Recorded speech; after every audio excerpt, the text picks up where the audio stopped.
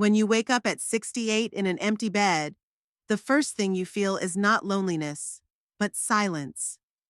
Silence comes in many forms. Before, when Garrett was still breathing beside her, it was cozy. Now it presses on her ears like she's underwater. It's the third morning without him. I mechanically ran my hand over his pillow, a habit I can't break in 72 hours. The old clock on the nightstand read 7:30.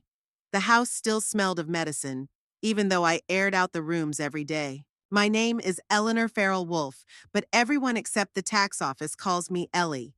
23 years ago, I did what my daughter Lorraine called another impulsive stupidity. I married a widower with a 12-year-old son. I was 45 at the time, and many thought I was too old to start over. If I had known how it would end, I would have done the same thing anyway. I first saw Garrett Wolf in the school library where I worked after being laid off from Toledo High School. Budget cuts are a convenient way to get rid of teachers who talk too much at faculty meetings. He didn't come alone. Standing next to him was a sullen boy with tousled dark hair and a stubborn look in his eyes. "My son is interested in books about dinosaurs," Garrett said, putting his hand on the boy's shoulder, which he immediately shook off. "I'm not interested in dinosaurs," the child muttered, crossing his arms over his chest. At that moment, I didn't know that I was looking at my future. That in 3 months, Garrett and I would be drinking coffee after the library closed. In 6 months, we would be talking about living together. And in a year, we would be standing in front of a judge at the city hall, saying our wedding vows. I also didn't know that the boy with the stubborn gaze, Noah, would become both my almost son and the most difficult challenge of my life. Getting out of bed, I threw on an old robe and shuffled to the kitchen. The kitchen had always been the heart of this house, a small but cozy one-story building in a quiet suburb of Toledo. Garrett had bought it before he met me, after the death of his first wife, Marianne. She had died in a car accident when Noah was 7. Garrett had raised his son alone for 5 years until fate brought us together in a library. As I made tea, the doctors hadn't allowed me to drink coffee for several years. I looked out the window at the small garden. Every morning for the past 23 years, Garrett had gone out there with a cup of strong black coffee, even in the rain, even in the snow. "I need to say hello to the day," he would say. Now the garden seemed deserted, just like me. The first few months of our life together were difficult. Noah saw my arrival as a betrayal. He either ignored me or was openly hostile. "You're not my mother!" I heard that phrase countless times. It usually came after I asked him to clean his room, do his homework, or come home by 10 o'clock. "I'm not trying to be," I would usually reply. "I'm just a grown-up who cares about you." I remember once, about 6 months after the wedding, I found a photo of myself in the family album with my eyes poked out with a ballpoint pen. Garrett was furious and wanted to punish his son, but I stopped him. "Better he pokes photos than teddy bears," I said at the time. That evening, I slipped an envelope with a selection of my photos in different sizes under Noah's door, along with a note. "If you need more, just let me know." The next day, the envelope was back on my nightstand. The photos were untouched. A small victory. Noah was a smart kid. Even in his teenage rebellion, he showed remarkable intelligence. When he had trouble with algebra, I offered to help. After all, 20 years of teaching literature had given me some teaching skills.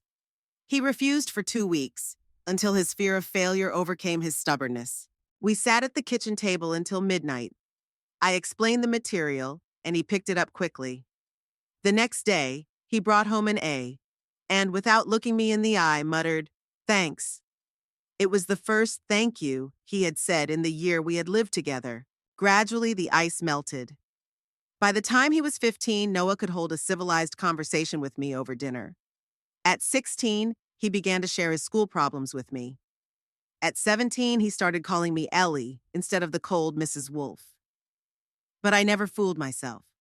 To Noah, I was always a stranger, not an enemy, but not a family member either.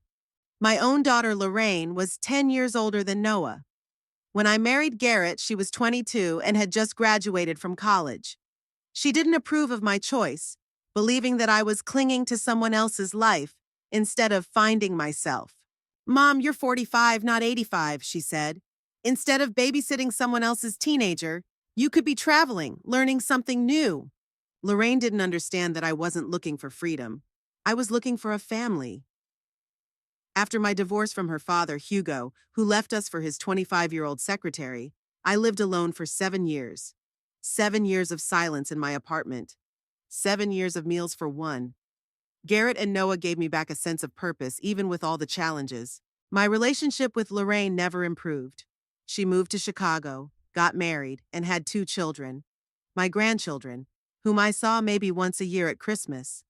Our phone conversations were polite and empty. "How are you, Mom?" "I'm fine, dear. How are you?" And so it went without any real communication. Garrett always told me I should be more persistent, call more often, maybe visit her unannounced. But I couldn't. My fear of rejection was stronger than my desire to reconnect. In the end, my daughter and I existed in parallel worlds, connected by a thin thread of formal holiday greetings. The tea grew cold as I indulged in memories. My gaze fell on the refrigerator, where Garrett's note from 3 days ago still hung with magnets. "Don't forget to water the ficus. Love, G." A routine everyday note that turned out to be his last. He died of a heart attack in his office while I was at the store. When I returned with the groceries, I found him sitting at his desk with an open book and his glasses in his hand. He looked as if he had simply stopped to think about the paragraph he had just read. I even managed to say, "I'm back," before I realized he wasn't breathing. The funeral was yesterday. It was a small ceremony. Garrett was never a very social person. A few neighbors, a couple of colleagues from work, Noah and his wife Tammy, and, unexpectedly, Lorraine. She came alone, without her husband or children, sat next to me, and held my hand silently throughout the service. That simple gesture meant more to me than all the condolences put together. After the cemetery, everyone gathered at our house. I mechanically set out plates, poured coffee, accepted hugs and words of support. The world narrowed to simple actions. Smile, nod, say, "Thank you for your support." Through the fog of grief, I noticed that Noah was walking around the house with a strange, appraising look on his face. He slowly examined the furniture, touched the bookshelves, lingered in front of the paintings on the walls. It was as if he was taking inventory. At one point, I heard him say to his wife, "We'll have to check if there's a will. I think everything will go to me now." I pretended not to hear.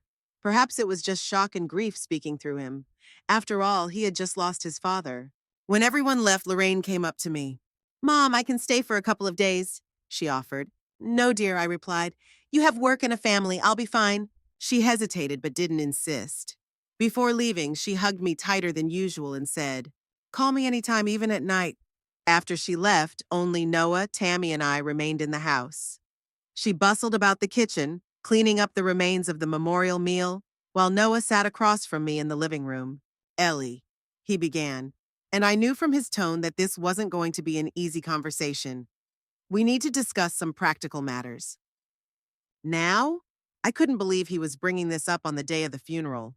"Yes, now. I'm going back to Cincinnati tomorrow for a trial, so we'd better get everything sorted out today." I looked at him and didn't recognize him. This wasn't the boy I had helped with algebra, not the teenager who got drunk for the first time at prom and whom Garrett and I had to sober up with pickle juice. Sitting in front of me was a cold, calculating man in an expensive suit. "What exactly do you want to talk about?" I asked, feeling suddenly tired. "The house, the bills, everything else," he said, gesturing around the living room. "As far as I know, Dad didn't leave a will." "We talked about it," I replied slowly. "He was going to take care of everything next month." Noah nodded as if I had confirmed his thoughts. "So it's intestate succession. As the only blood relative, Noah!" Tammy's indignant voice rang out from the kitchen. "Not now!" He pursed his lips, nodded, and stood up. "Okay, we'll talk later. We'll spend the night here and leave in the morning." That night, I lay awake staring at the ceiling of my and Garrett's bedroom. I could hear Noah and Tammy's muffled voices coming from the guest room. They were arguing. I couldn't make out the words, but I understood the tone. She was trying to prove something, and he was cutting her off with short, harsh phrases. I rolled over onto my side and looked at the photo on the bedside table. Garrett and me in the backyard 10 years ago. His arm was around my shoulder. The corners of his eyes crinkled from smiling. The summer sun in our hair. I ran my finger over the glass. "What's going to happen now, Garrett?" I whispered into the darkness.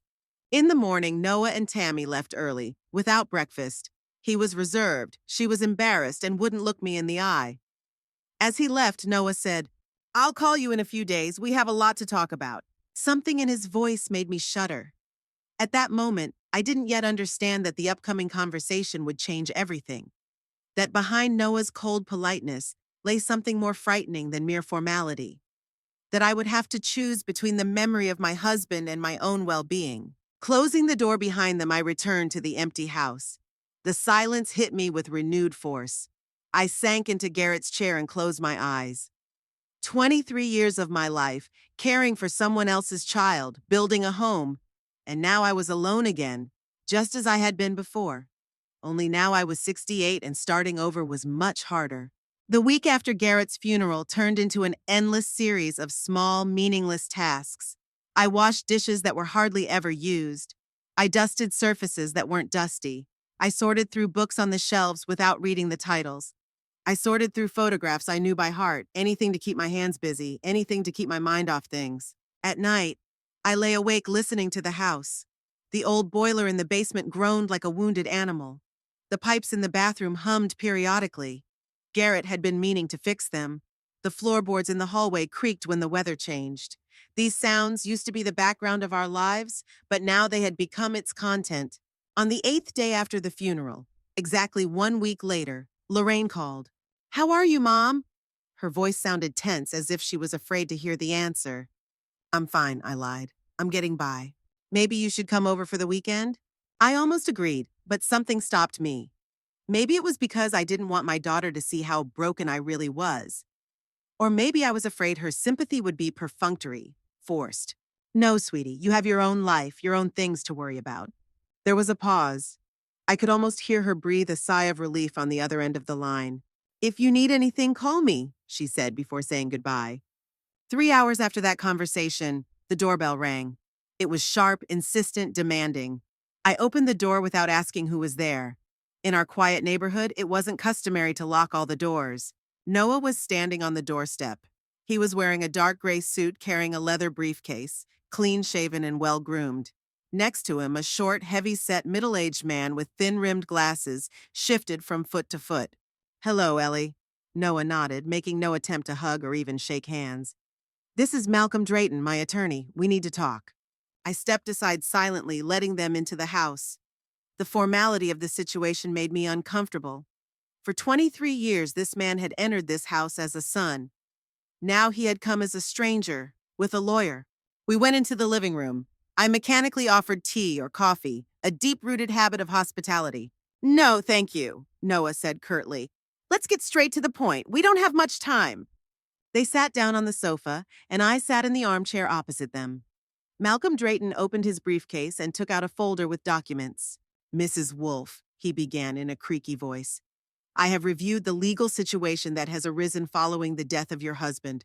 I must tell you right away that from a legal standpoint, your position is quite ambiguous." "What are you talking about?" I looked at Noah, but he avoided my gaze. "You see," the lawyer adjusted his glasses, "since Mr. Garrett Wolfe died without leaving a will, his property is inherited by law. And according to the law—" "By law," Noah interrupted, leaning forward. "All inheritance passes to the closest blood relatives. That means me." I blinked, trying to comprehend what I had heard. "But Garrett and I were married for over 20 years. We have a shared home, shared accounts." "That's not correct," Mr. Drayton said dryly. "The house was purchased by Mr. Wolfe before your marriage and was never transferred to joint ownership. The same applies to the main bank accounts and investments." "What?" "Mr. Wolfe may have intended to make a will," the lawyer continued, shuffling through papers. "But since he didn't, the law is clear. The sole legal heir is his son, Noah Wolfe." I looked at them, unable to believe my ears. 23 years of living together, and suddenly I was a stranger, with no rights to what I had considered my home. "That's impossible." My voice sounded hollow as if through cotton wool. "Garrett always said he had taken care of me." "Intentions are one thing." Noah finally looked me in the eye. "Legal documents are another. The fact is, you have no rights to this house. Not to the house, not to your father's accounts." His directness stunned me. There was no attempt to soften the blow, to sugarcoat it. So what now? I asked, feeling nausea rising in my throat. I want to sell the house, Noah replied, and I need you to move out. Let's say within 30 days. 30 days, a month, 4 weeks to pack up 23 years of my life and get out. I felt the tips of my fingers go numb. Where am I supposed to go? Noah shrugged as if it wasn't his question. You have a daughter in Chicago, don't you? Or you can rent an apartment with your pension. Pension? I couldn't believe what was happening. Noah, I've spent the last 20 years taking care of your house with Garrett. I have no savings. After working at the library, my pension is a pittance. That's not my problem, Ellie. His voice hardened. You should have thought about that before. Made your father write a will or insisted on joint ownership. I looked at him and didn't recognize him. This wasn't the boy I picked up from school when he had a fever. Not the teenager I helped prepare for his final exams. Not the young man who asked me what tie to wear to his first job interview. How can you do this? I asked quietly. After everything I've done for you? Something flashed in his eyes, quickly, like a shadow from a cloud, but it disappeared immediately. What exactly did you do, Ellie? He said my name with a slight sneer. Come into our lives when I was almost grown up? Try to replace the mother I barely remembered? Or do you think your attempts to raise me deserve some kind of reward? Each word hit me like a whip. I knew Noah had never fully accepted me, but I had no idea how deep his resentment ran. I loved your father, I said, trying to keep my voice steady, and I tried to love you. Tried? He snorted. Exactly. Tried. Not very hard, was it? You always kept your distance, always were Ellie and not a mother. You always made it clear that I was someone else's child that you had to put up with for your father's sake. His words caught me off guard. Did he really see our relationship that way? I'd always tried to respect the memory of his real mother, not to impose myself, to give him space. Noah, I never... It doesn't matter, he cut me off sharply. That's all in the past. All that matters now is that, according to the law, this house and all my father's assets belong to me. And I want you to move out. The lawyer coughed awkwardly, clearly feeling out of his depth. Mr. Wolf, perhaps we could discuss some kind of compromise. Considering the length of your father's marriage to Mrs. Wolf. No compromises, Noah cut him off. The law is on my side, and I intend to exercise my rights to the fullest extent. He turned to me. I'll be back in a week with the papers. You'll have to sign them. In the meantime, start packing your things. They got up. The lawyer looked embarrassed and avoided my gaze. Noah, on the other hand, seemed calm and determined. 1 minute, I said as they headed for the door. What about Garrett's things? His books, his record collection? Are they part of the inheritance too? Noah stopped and turned around. Of course, everything belongs to me, but you can keep his clothes if you want. I definitely won't take them. Something broke inside me at those words. Clothes. He was offering me, as a handout, shirts and sweaters that still smelled like Garrett. The only thing he didn't want. You didn't even like his collection, I said, feeling tears welling up in my throat. You always made fun of his love of jazz. You said it was music for old people. It's not about whether I like it or not, Noah shrugged. Some of these records are worth money, and they're mine by right. By right of blood? I couldn't hide the bitterness in my voice. Exactly, he nodded. By blood, the only right that really matters in situations like this. He turned back toward the door, but I wasn't ready to let him go that easily. What about all the nights I sat with you when you had chicken pox? Or when you broke your arm skateboarding? What about all the times I helped you with your homework over the years? Or drove you to swimming practice when your dad had to work late? Noah slowly turned around. There was something new in his eyes, not just coldness, but genuine hostility. You did what you were supposed to do as my father's wife. It was your duty, not a favor. And now you're just trying to manipulate me by appealing to a sense of guilt that I don't have. He paused as if considering something, then added, You know, I always felt like you were pretending, smiling, caring, helping, but there was never any real feeling behind it. You were just playing the role of the good stepmother to keep my father happy. That was unfair, monstrously unfair. Yes, it was hard at first to find a way to connect with a sullen teenager. Yes, I made mistakes, but I never pretended, never played a role. I sincerely tried to create a family even if it wasn't perfect. If that's really how you feel, I said, struggling to keep the tremor out of my voice, then I feel sorry for you, Noah. I'm sorry you're incapable of seeing sincerity even when it's right in front of you. Spare me your pity, he snapped. I don't need it, and I don't need your attempts to play the victim. The fact is, you have no legal right to your father's inheritance. Everything else is emotion, which doesn't count in court. He opened the front door and walked out without looking back. The lawyer lingered on the threshold, shifting awkwardly from one foot to the other. Mrs. Wolfe, I'm truly sorry, he began. Go away, I said quietly. Just go. When the door closed behind them, I slowly sank to the floor in the hallway. My legs wouldn't hold me up. My thoughts were jumbled. How was this possible? How could Garrett not have taken care to protect me legally? He had always been so thoughtful, so thorough in everything concerning our family. Family? What a bitter word now. It turns out that for 23 years I had lived under the illusion that I had a family. In reality, I was just a woman with whom Garrett shared a bed and a living space. Nothing more. I sat on the floor for almost an hour, unable to get up. My thoughts went round and round in circles. What to do, where to go, how to live. My small pension barely covered my medication and small expenses.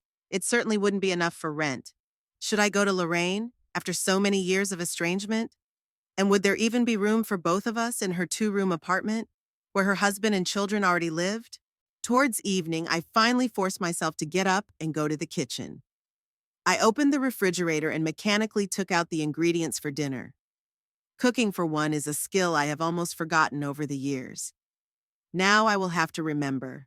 During dinner, I looked out the window, watching the neighbor's cat hunt fallen leaves in our garden, which was no longer ours. A strange numbness gave way to a dull rage. How could Noah do this? Was there not a shred of gratitude or humanity in him?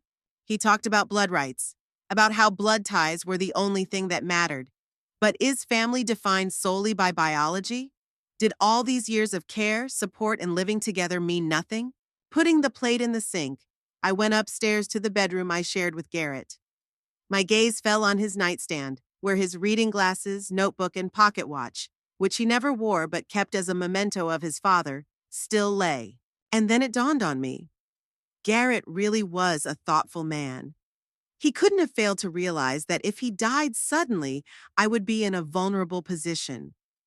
He couldn't just hope that he would have time to write a will in the uncertain future. He had to have a backup plan. I knelt down in front of his closet and moved the shoe boxes stacked at the bottom. Behind them, in the far corner, stood a small wooden box with bronze corners. It was locked with a small padlock. It was the box Garrett had told me about only once, shortly before our 20th wedding anniversary. Here are some documents you may need in an emergency, he said at the time. I hope you'll never need them. But if something happens to me and you find yourself in a desperate situation, open it. I remember how I laughed and asked if he was keeping dirt on some senator in there. Garrett smiled, but there was something serious, almost disturbing in his eyes. Just promise me you'll only open it if there's no other option, he said.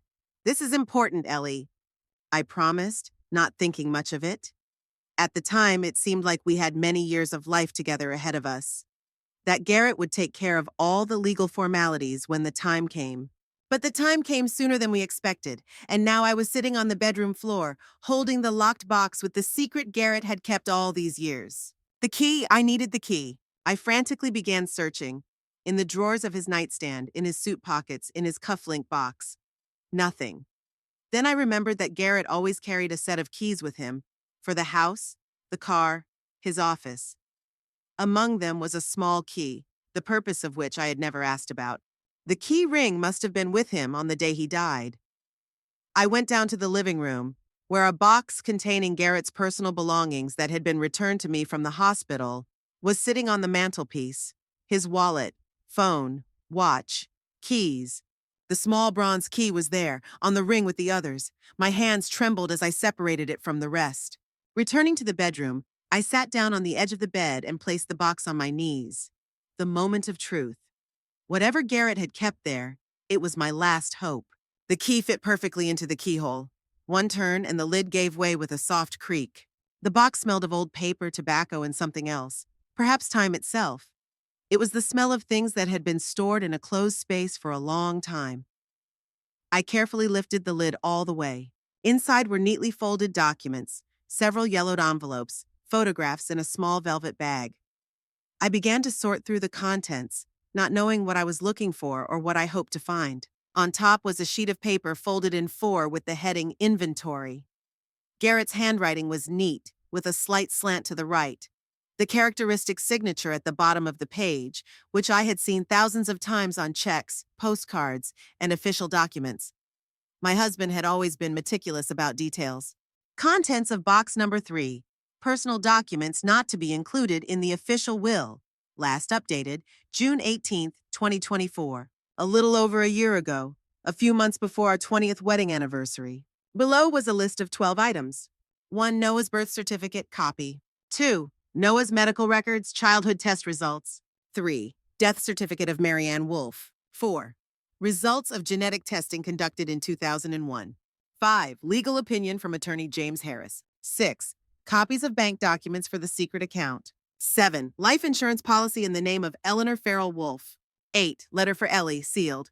9. Letter for Noah, sealed. 10. Documents for the Oak Park property. 11. Photographs of Marianne with Richard Allison. 12. My mother's wedding ring. I read the list twice, trying to make sense of it.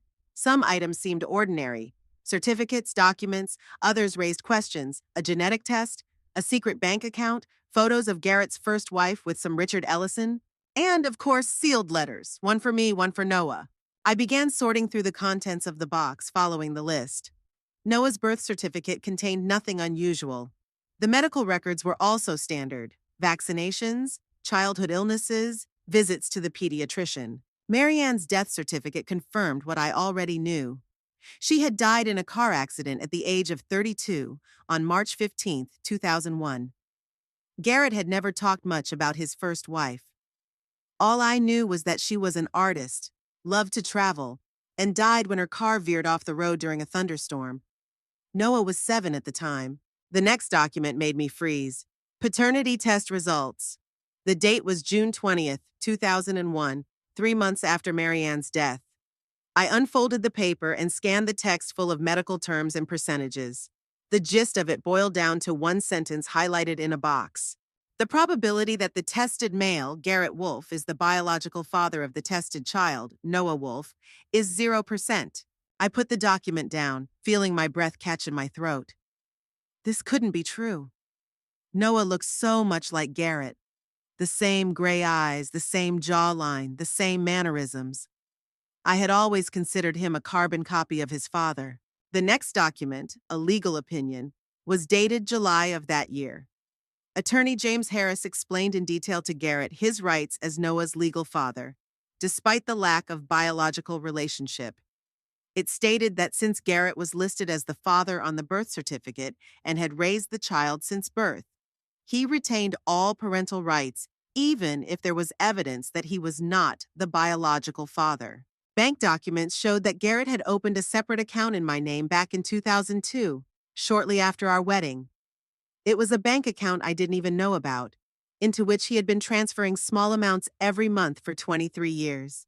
In total, there was about $170,000, not a fortune, but enough to provide me with a financial cushion for several years. The life insurance policy was for $500,000, with me as the sole beneficiary.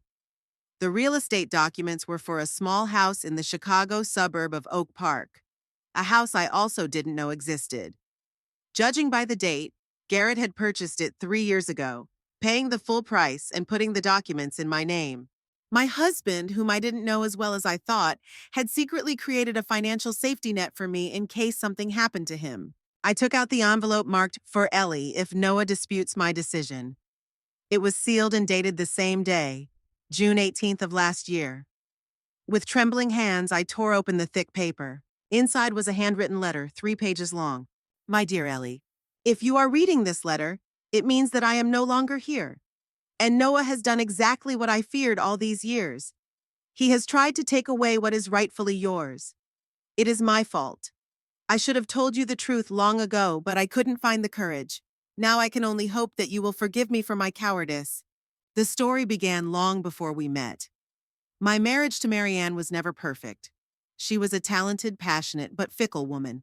I loved her despite her flaws, and turned a blind eye to many things, including her periodic disappearances for several days, supposedly for creative trips. When Noah was born, I was the happiest man in the world. I never doubted that he was my son. The first years of his life were filled with the usual joys and worries of parenthood. But as Noah grew older, my relationship with Marianne became increasingly strained. She began to distance herself and was often away. When Noah was about 6, I began to suspect that she was having an affair.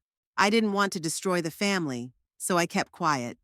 But after she died in a car accident, I found letters in her belongings from a man named Richard Ellison, her lover of many years.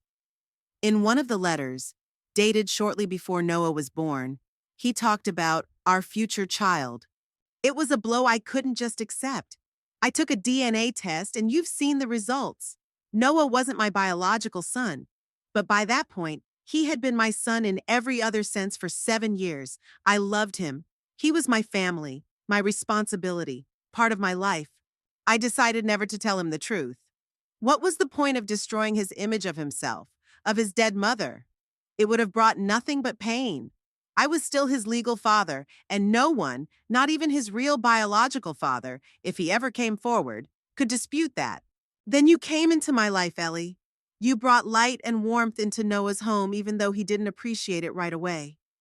I fell in love with you for your kindness, your intelligence, your patience, and the way you tried to connect with my difficult son without ever imposing yourself or trying to replace his mother. As the years passed, Noah grew up, and I began to notice traits in him that worried me. Calculating, selfish, secretive. I tried to guide him, to nurture his best qualities, and in many ways I succeeded. He grew up to be an educated, successful man. But deep down, I always felt that part of him was closed off to me. When he graduated from law school and started working at a large firm, I was proud of him. But I also noticed how he was becoming increasingly materialistic, increasingly obsessed with success and status. I hoped that this would pass with age, that life experience would soften these traits. However, a conversation we had shortly before our 20th anniversary made me reconsider these hopes. We were discussing my will, and Noah made it clear that he expected to receive all of my assets after my death. When I said that I intended to leave the house and a significant portion of my savings to you, he was outraged. "She's nobody to you," he said. "She's just a woman you live with. I'm your flesh and blood." The irony of those words was bitter. I almost told him the truth then, but I held back. Instead, I began to prepare for what he might do if something happened to me before I got everything officially in order. I opened a bank account in your name, which I didn't tell you about, to create a financial cushion for you. I bought a small house in the suburbs of Chicago, not far from Lorraine. It's paid for and registered in your name. I took out insurance policies with you as the sole beneficiary. I consulted with a lawyer about how best to protect your interests. And as a last resort, I prepared this letter and documents confirming that Noah is not related to me by blood. I pray that you will never have to use this information. It could destroy his life, his sense of self, and his roots forever. But if he really tries to take your home and livelihood away from you, if he insists on his blood rights, you have a way to protect yourself. Ellie, I'm sorry for all the secrets I kept from you. I acted with the best of intentions, but I now realize that I should have been more open. I hope you can understand and forgive me. I have loved you every day of our life together, and I am grateful to fate for bringing us together in that library 23 years ago. Forever yours. Garrett. I finished reading the letter and placed it on the bed next to me. The room seemed to float before my eyes. Too much information, too many revelations in one evening. Garrett, my Garrett, had kept a secret for decades that could destroy his son's world.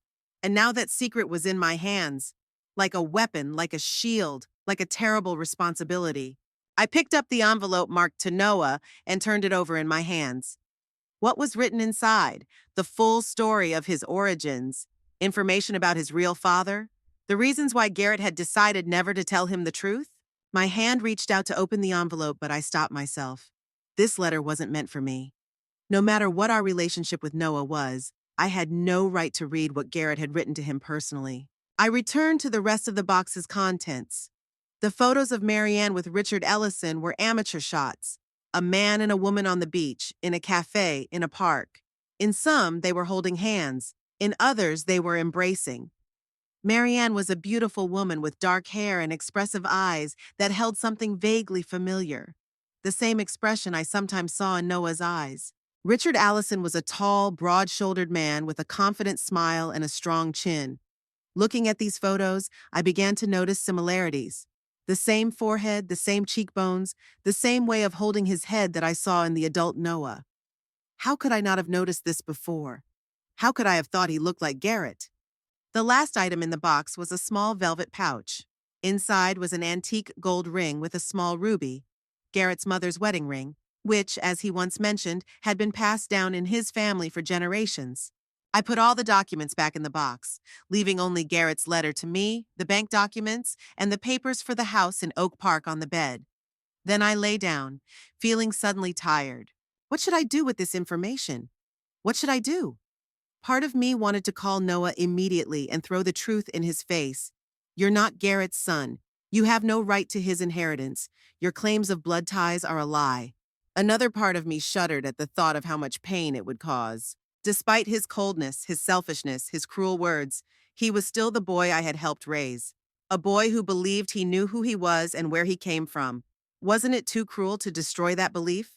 On the other hand, was it fair that he was trying to kick me out of my home? To take away everything Garrett and I had built together over 2 decades? Did his behavior deserve that kind of protection? I spent a sleepless night weighing my options. By morning, I had made my decision. Garrett had created a financial safety net for me. I had an account Noah didn't know about. I had a house in my name. I had insurance. I was financially secure, even if I had to leave. But our home with Garrett, the place where we had been happy for so many years, was I really supposed to just give it up without a fight?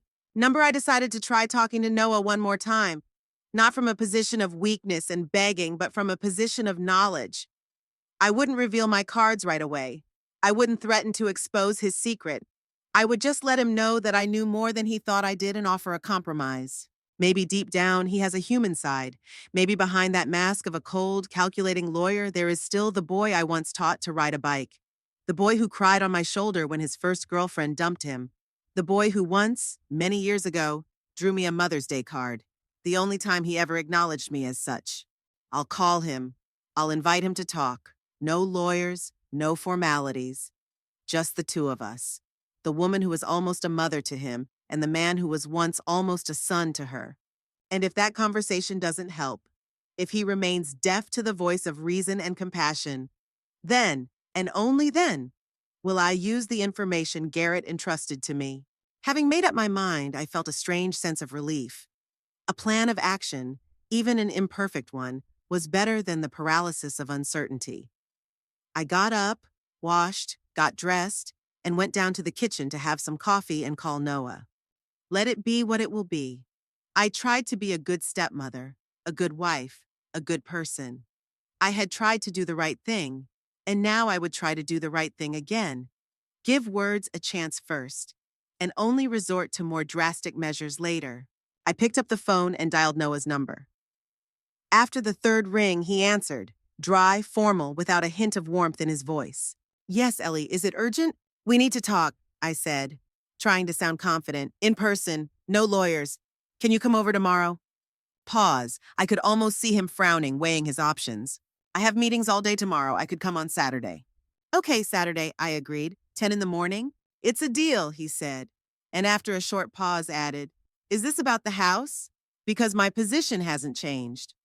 Just come, I replied. We have a lot to discuss, and Noah, come alone. I hung up without waiting for his answer. 2 days until Saturday. 2 days to prepare for a conversation that could change everything. Saturday arrived with the same inevitability as dawn follows night. I woke up long before my alarm, when the sky outside was still gray with dawn. My sleep had been restless and fragmented.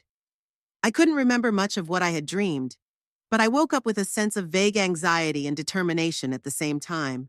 Noah was supposed to arrive at 10.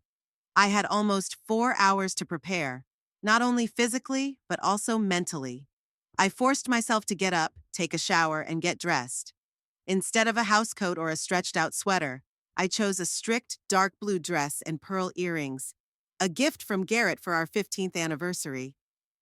I needed to look confident, dignified, not like a supplicant, but like the mistress of the situation. At breakfast, I reread Garrett's letter. Every word hurt, not just because of its content, but because it was his voice, his thoughts, his concern for me, extending beyond death. I folded the letter carefully and placed it in an envelope, which I then put in a folder with the other documents from the box: the genetic test results, photographs, and legal opinion. I placed the folder on the coffee table in the living room. It would be visible, but not immediately noticeable. I wasn't going to start with that. First, I wanted to give Noah a chance, both of us a chance, to resolve everything in a civil manner. At exactly 10 o'clock, the doorbell rang. Noah was always punctual, a trait he inherited. From Garrett, I wanted to say out of habit, but now I knew that wasn't true. Just a coincidence or a result of his upbringing, but definitely not blood. I opened the door. Noah stood on the threshold, wearing a strict dark coat and carrying a leather briefcase, just like last time. His hair was cut short, his face was clean-shaven, and his gaze was direct. There was no hint of a smile or warmth. "Good morning, Ellie," he said formally as he entered the house. "I hope you don't mind that I brought the papers after all. We need to sign something."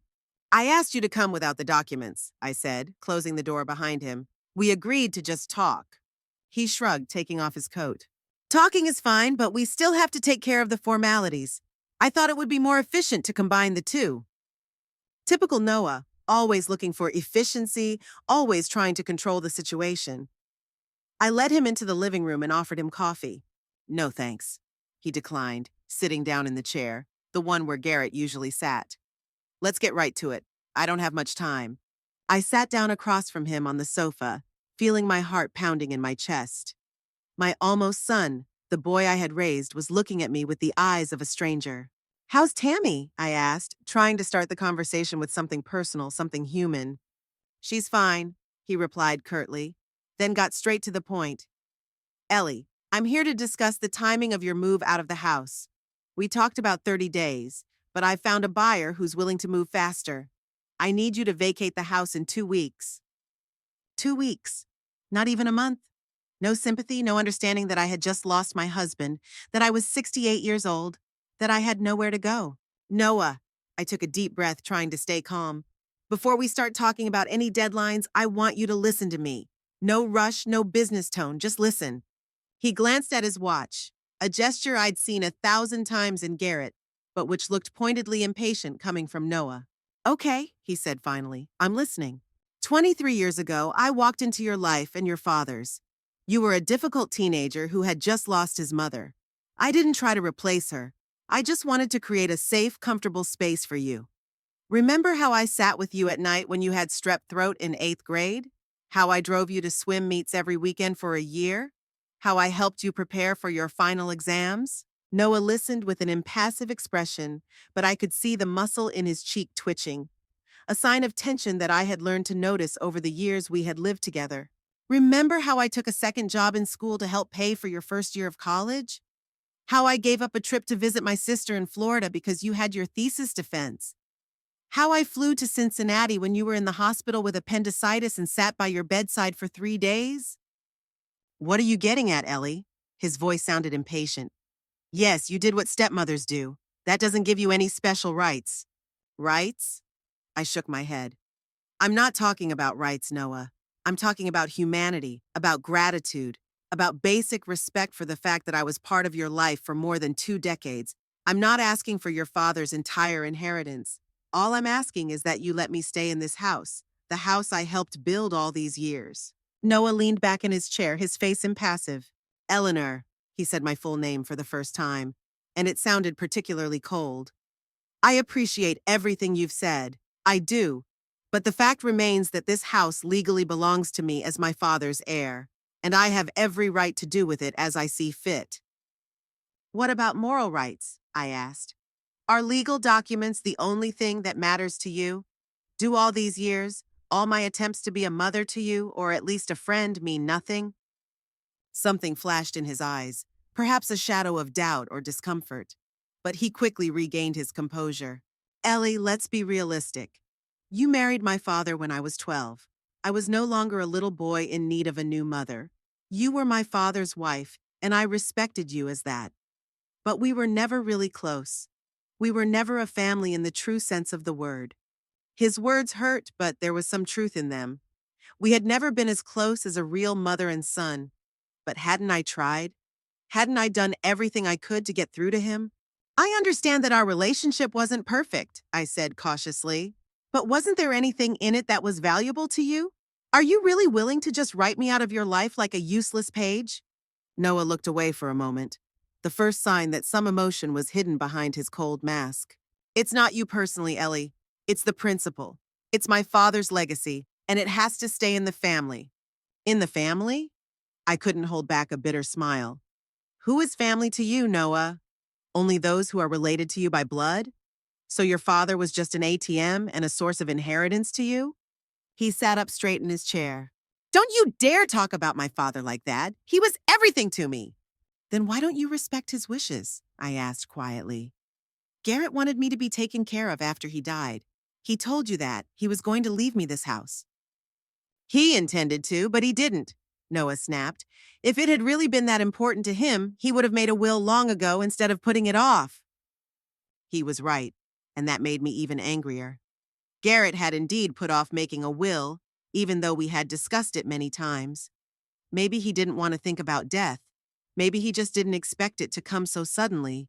Maybe he hoped he'd find a way to reconcile us with Noah so that we wouldn't end up on opposite sides after he was gone. You know what really surprises me? Noah said suddenly, breaking the long silence. That you seem to genuinely believe you deserve this inheritance. That 20 years of marriage to my father automatically gives you a right to everything he built in his life. Not everything, I objected. Only what we built together, the house we lived in, the opportunity to live out the rest of my days with dignity, without worrying about a roof over my head. Have you ever considered that maybe your father didn't leave you anything on purpose? His voice took on a venomous tone. Maybe he wasn't sure you deserved the inheritance? It was a blow below the belt. I knew Garrett loved me. I knew he wanted to secure my future. But the doubt sown by Noah's words still stung. Your father loved me, I said firmly. And he wanted me to be happy after he was gone. I know that for sure. Then where's the proof? Noah spread his arms wide. Where are the documents? Where's the will? The moment of truth was approaching. I could feel my pulse quickening. But I still wasn't ready to show him the letter, to reveal the secret Garrett had kept for decades. I needed to try another approach. Noah, I leaned forward, looking him straight in the eyes. Let's put all the legal formalities aside for a moment. I'm asking you as someone who watched you grow up, who took care of you when you were sick, who rejoiced in your successes and agonized over your failures. Let me stay in this house, at least until the end of my life. After that, the house will still be yours. Something like doubt flashed across Noah's face. For a moment, I thought I had gotten through to him, that behind the mask of cold calculation there was still something human. But the moment passed.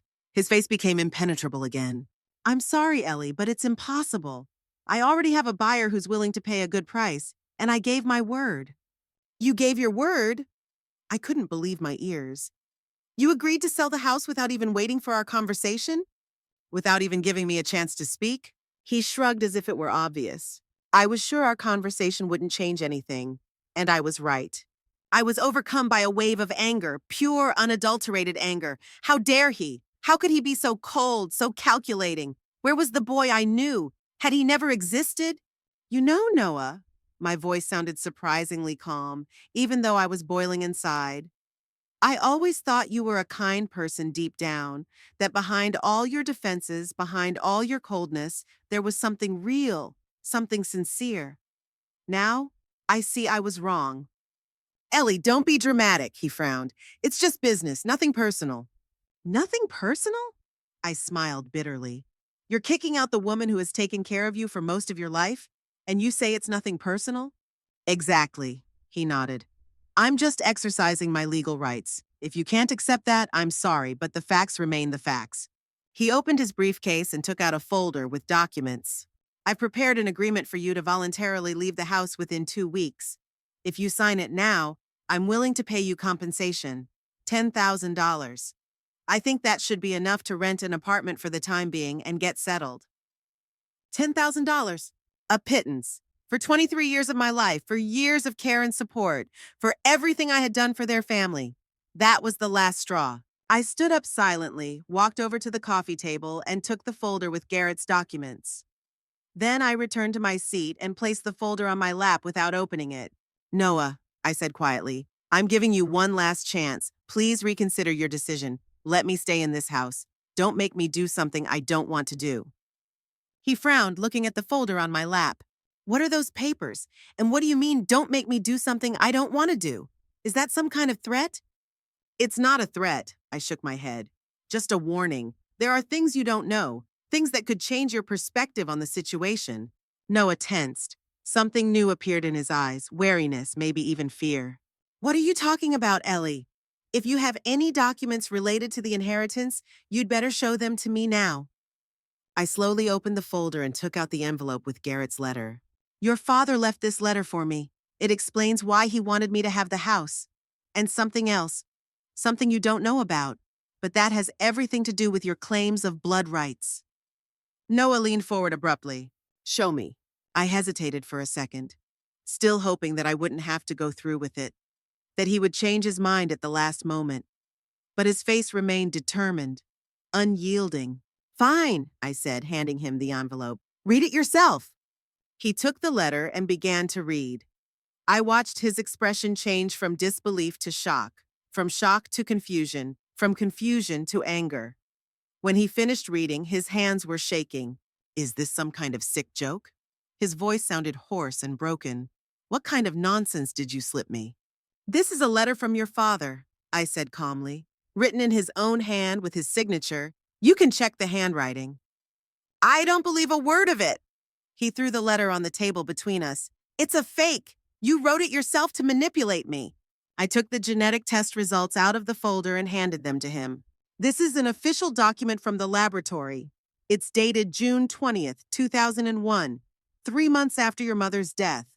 Noah grabbed the paper and scanned the text. His face turned pale. No, that's impossible. My father would have told me. He didn't want to hurt you, I said gently. He loved you like his own son despite the lack of biological ties, and that's why he never told you the truth. Noah looked at me with an expression that was difficult to describe, a mixture of denial, anger, fear, and pain. If this is true, his voice trembled. If this is really true, why are you showing me this now? To humiliate me? To get revenge? No, Noah, I shook my head. I'm showing you this because you left me no choice. Because you insist on your right of blood that you don't have. Because you're willing to throw me out on the street, relying on a legal technicality that crumbles in the light of this information. He jumped up from his chair, clutching the test results so tightly that the paper crumpled.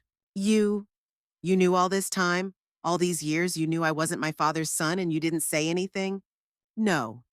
I remained calm, though inside I was writhing with pain for him. I only found out now from this letter. Garrett never told me. He kept this secret to protect you. Noah rushed to the fireplace and grabbed a framed photo of himself and his father at his college graduation. He looked at it as if he were seeing it for the first time. I don't even look like him, he whispered. How could I not have noticed? You look like your mother, I said quietly, and a little like your biological father. I took the photos of Mary Ann and Richard Allison out of the folder and placed them on the table. Noah slowly approached, picked up the pictures, and stared at the faces. His hands were shaking. Who is this man? Richard Allison. According to your father's letter, he was your mother's lover for many years. Noah threw the photos on the floor. That's not true. Mom loved Dad. She couldn't. Noah. I stood up and took a step toward him. I'm so sorry. I didn't want you to find out this way. I hoped we could work this out and that you would never need this information. He recoiled from me as if I were contagious. Don't come near me! You ruined everything! My whole life, all my memories! I didn't ruin anything. My voice remained calm. Your father, Garrett, loved you. He raised you. He cared for you. That hasn't changed and it never will. Biology isn't the most important thing in a parent-child relationship. Shut up, he shouted, and there was so much pain in his voice that I instinctively stepped back. You have no right to say that to me. You have no right to destroy my memory of my father, of my mother.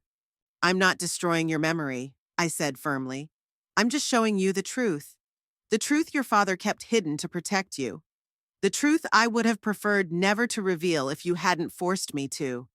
Noah clasped his head in his hands, as if trying to physically contain the flood of thoughts and emotions overwhelming him. "This is blackmail," he whispered. "Dirty, despicable blackmail?" "No, Noah." I shook my head. "It's just the truth. And now that you know it, maybe you'll reconsider your attitude toward the inheritance. Maybe you'll realize that the right of blood you insist on isn't on your side." He slowly lowered his hands and straightened up. His eyes were burning with rage. "I'll fight it. All these papers, all these tests, I'll prove they're fake." "You can try," I agreed. "But that will require a new DNA test. And if the results match what's here, and they will, this whole story will become public knowledge. Is that what you want?" He turned even paler. Clearly, the thought of a public scandal, of everyone finding out the truth about his origins, frightened him more than the truth itself. "What do you want, Ellie?" he asked hoarsely. "What are you trying to achieve with all this?" "I only want one thing: to stay in this house," I replied simply. "Just like your father wanted. You can have the rest of his inheritance, the money, the investments, everything he had.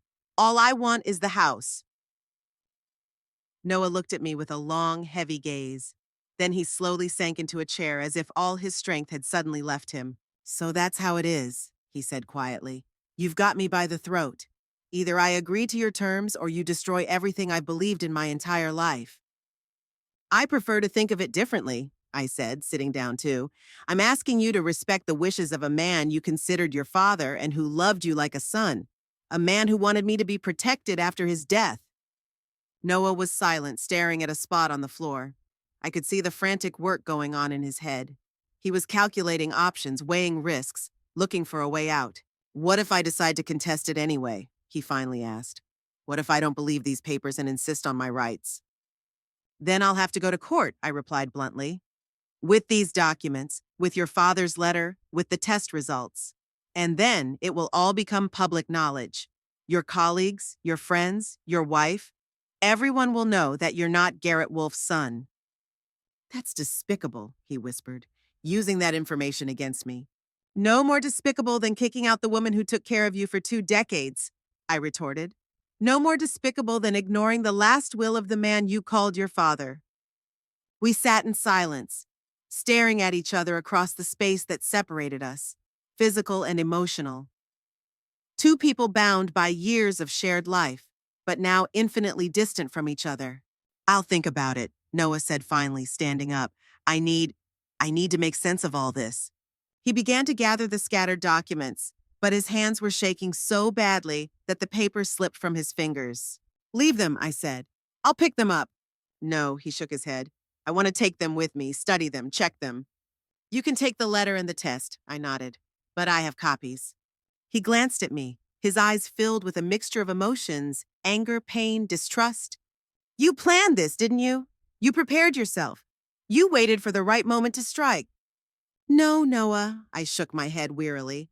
"I only found out about this 3 days ago when you already gave me an eviction notice, and I hoped I would never have to use this information, that we could work this out like human beings."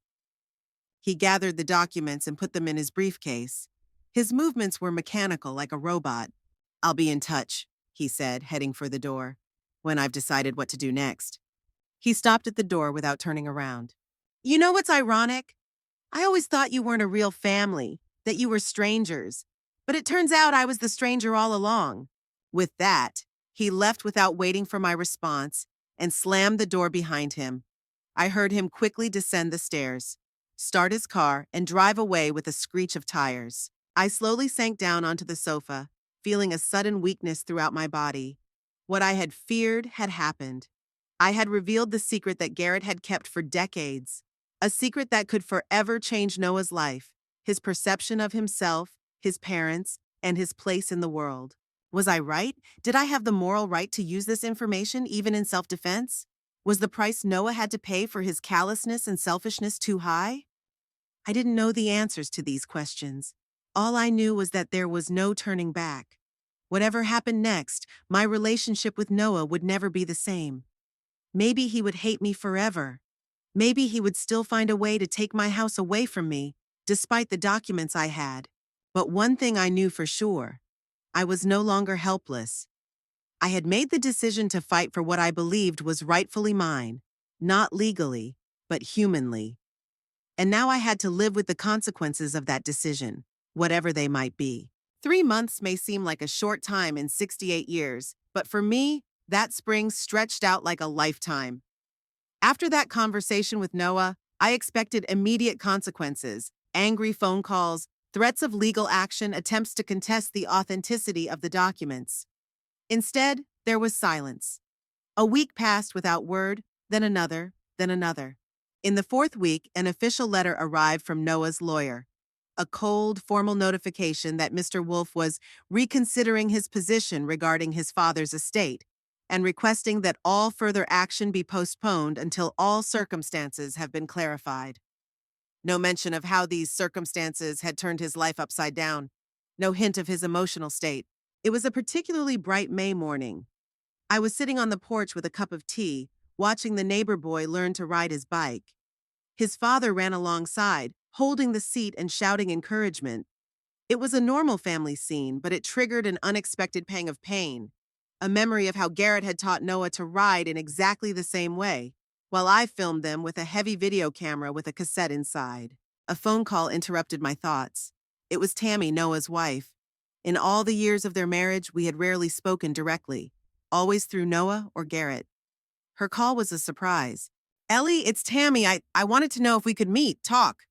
We agreed to meet at a cafe downtown, neutral territory, not my house or their apartment. Tammy arrived alone, without Noah. She looked haggard, with dark circles under her eyes. "Noah doesn't know I'm here," she said after the formal greetings. "He wouldn't approve." "How is he?" I asked, trying to keep my voice neutral. Tammy shook her head. "Bad. At first he was furious, yelling that it was all a lie, that you'd forged the documents, that he was going to sue you. Then he did a DNA test. He did it without me knowing, but I found the results." She paused, twirling her coffee cup in her hands. "They confirmed what you showed him. He's not Garrett's son." I was silent. What could I say? I'm sorry, but was I really sorry? Yes, I was sorry that Noah had to go through such an ordeal, but I didn't regret protecting myself. "After that, he went into a kind of stupor," Tammy continued. "He took time off work. He sits at home all day, looking through old photos, reading his father's letters, trying to find clues, signs that Garrett knew the truth." "He knew," I said quietly, "ever since Noah was 7. And he never said anything." Tammy shook her head. "How could he keep a secret like that for so many years?"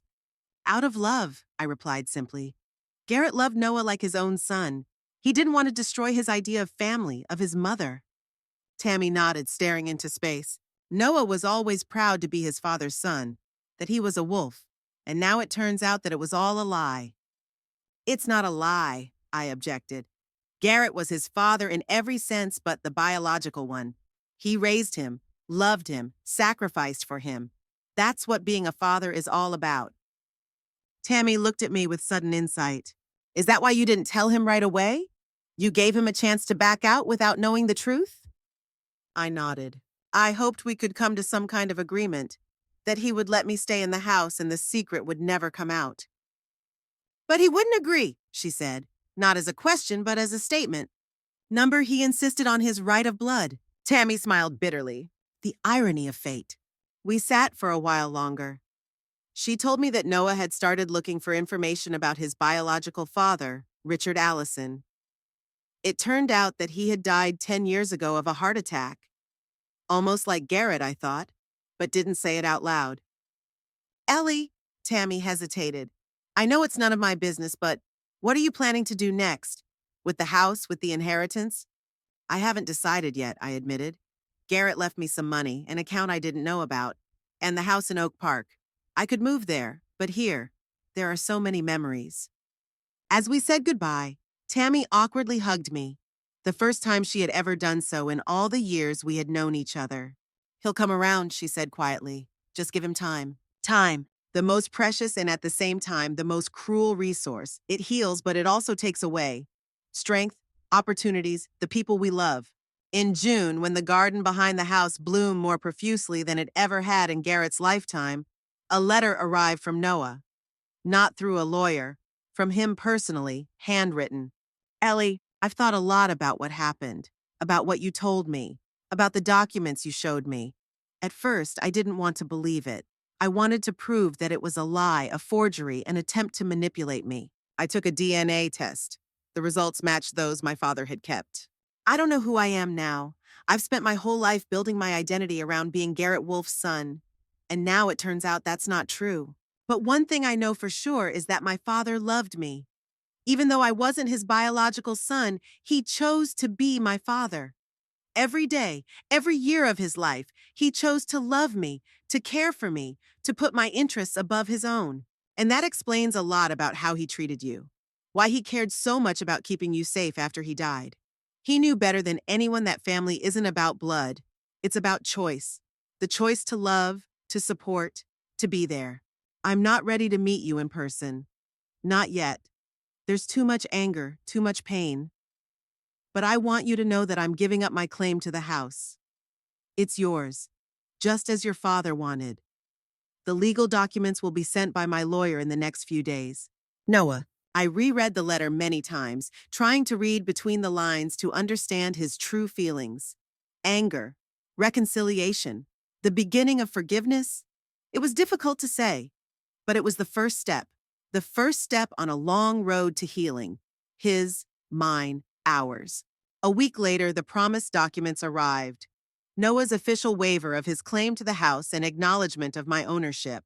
He retained rights to Garrett's bank accounts, his investments, and personal belongings. Everything except the house and its contents. I signed the papers with mixed feelings. On the one hand, it was a victory. I had kept the house and secured a roof over my head for the rest of my life. On the other hand, the price of this victory was high. Perhaps too high. July brought an unexpected turn of events, a call from Lorraine. We hadn't spoken since Garrett's funeral, only exchanging formal messages on holidays. "Mom, how are you?" Her voice sounded uncertain with a note of concern I hadn't heard in years. "I'm managing," I replied, holding back the emotions that suddenly welled up inside me. I heard about what happened, about Noah, about the house, about everything." "Who told you?" I asked, surprised. "Tammy. She found me on Facebook and wrote me a long message. She told me what you've been through." I didn't know what to say. Tammy, whom I barely knew, with whom I had exchanged a few dozen words over the years, had decided to contact my daughter. Why? "Mom," Lorraine's voice faltered, "I'm coming for the weekend, if you don't mind." I didn't mind. For the first time in many years, I really wanted to see my daughter, to talk to her, to try to rebuild a relationship that had almost disappeared over the years of mutual estrangement. Lorraine arrived on Friday evening alone without her husband or children. I met her at the door, not knowing how to greet her, with a hug or a formal nod. She decided for me, stepping forward and hugging me tightly. "I'm sorry," she whispered in my shoulder. "I should have been there. I should have supported you when you were alone." That night, we sat on the porch for a long time, talking like we had never talked before. She told me about her life in Chicago, her job as an interior designer, her husband Patrick, who turned out to be a good guy, if a bit of a bore, and her children, 15-year-old Zoe and 12-year-old Evan. "Evan is so much like you," she said with sudden warmth. "He's just as stubborn and fair. He recently organized a protest at school against plastic straws in the cafeteria." I told her about the last few months, about the confrontation with Noah, about the revelation of the family secret, about my feelings of guilt and relief at the same time. "You know, Mom," Lorraine said, looking up at the starry sky, "I've always been unfair to you. I accused you of clinging to someone else's life instead of living your own. But now I understand. You were just doing what you thought was right. You created a family, even if it wasn't perfect." "And you were right about something else," I replied. "I should have paid more attention to myself, to my desires, my dreams. I shouldn't have dissolved completely into Garrett and Noah's lives." In the morning, we went to the farmer's market, a simple, ordinary thing that mothers and daughters usually do. We picked out fruit, tasted homemade cheese, laughed at the honey seller's ridiculous straw hat. Such little things, but they filled the void that had gaped between us for so many years. "Mom," Lorraine said as we were walking home with our bags full, "move to Chicago, closer to us. Patrick and I talk about it a lot, especially now that you're alone." I have a home here, I objected. So many memories. Memories can be taken with you, she said gently. A house is just walls. It's the people inside that matter. I didn't answer then. I needed time to think about her offer. Time to decide if I was ready to leave behind not only my house, but the life I had lived in it. Lorraine left on Sunday, promising to return in 2 weeks with her grandchildren, whom I hardly knew. The house was empty again, but now the silence was different. It wasn't oppressive or depressing, but peaceful. It was as if the space around me allowed me to breathe, think, and make decisions. I started sorting through Garrett's things, not throwing anything away, but sorting it out. What to keep as a memento, what to give to Noah, what to donate to charity. His jazz record collection, his old sweaters, his books on architectural history. Each item held a piece of his personality, his presence in my life. In early August, almost 4 months after our last conversation, Noah called. He didn't write, he didn't send a lawyer, he just called. Ellie, it's Noah. I'd like to meet, to talk. We agreed to meet in the park, neutral territory where neither of us would feel like we owned the place. It was a clear, warm day. Noah came alone, without Tammy. He looked haggard, as if he had lost a few pounds, but there was something new in his eyes, a kind of determination, a new understanding. Thank you for agreeing to meet, he said, sitting down next to me on the bench. I'm glad you called, I replied sincerely. We were silent for a long time, watching the children playing nearby. Boys around 8 or 9 years old, kicking a soccer ball around. I found my sister, Noah said suddenly. My half-sister, Richard Allison's daughter from his marriage. Her name is Carol and she lives in Portland. She has 2 children. I nodded silently, not knowing what to say. We're just writing to each other so far, he continued. She was shocked when I contacted her. She said her father never mentioned his relationship with my mother. Either he didn't know about me, or... He didn't finish his sentence. Or he knew but didn't want to admit it, I finished for him. Noah nodded. Yeah. Anyway, now I have a sister. And nephews. It's weird, isn't it? I was an only child my whole life, and now suddenly I have a whole family. That's good, I said softly. Family is important. He turned to me, his eyes filled with pain mixed with remorse.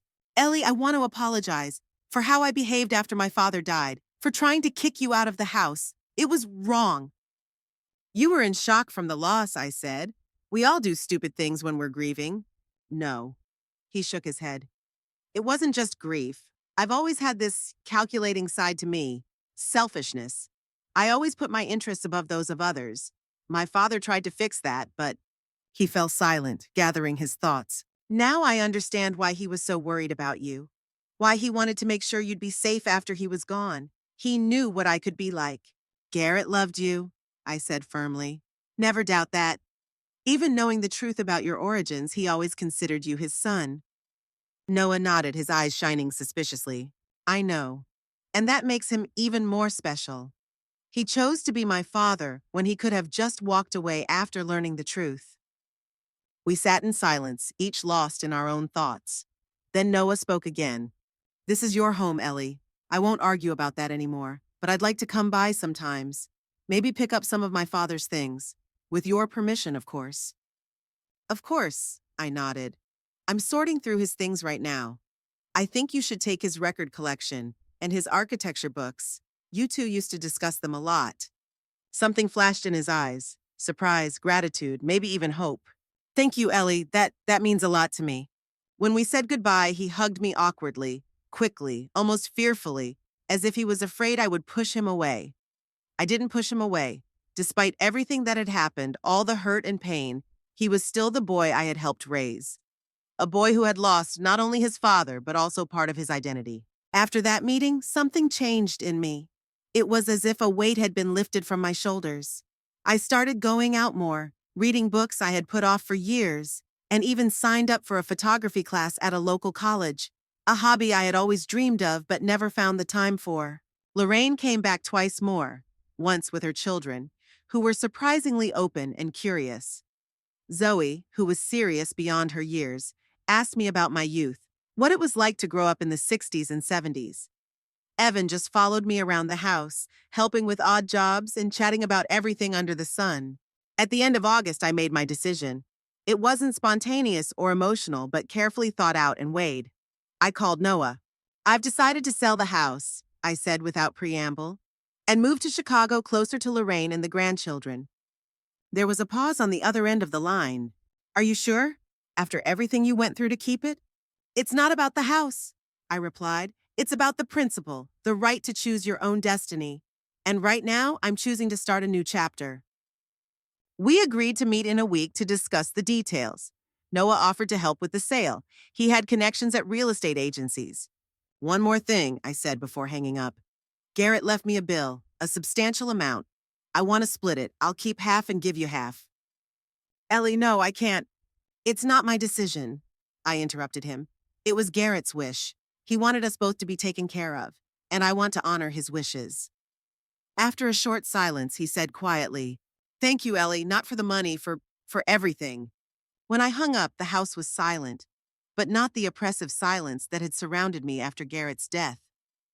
It was the silence of anticipation, the silence before a new beginning. I went out into the backyard, into the garden that Garrett loved so much. The September sun gilded the treetops. Soon the leaves would begin to change color, then fall. Winter would come, followed by spring, the eternal cycle of renewal to which all living things are subject. I am 68. By many standards, it is the twilight of life.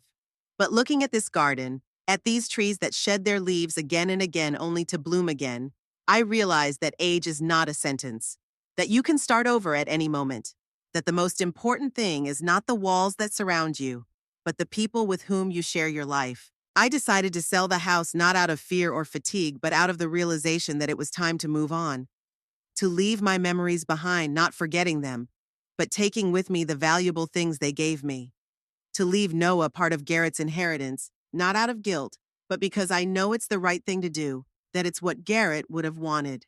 Life goes on. Sometimes not at all as we expected, sometimes through loss and pain, but it goes on. And every new day is an opportunity to do something right, to build something new, to start over.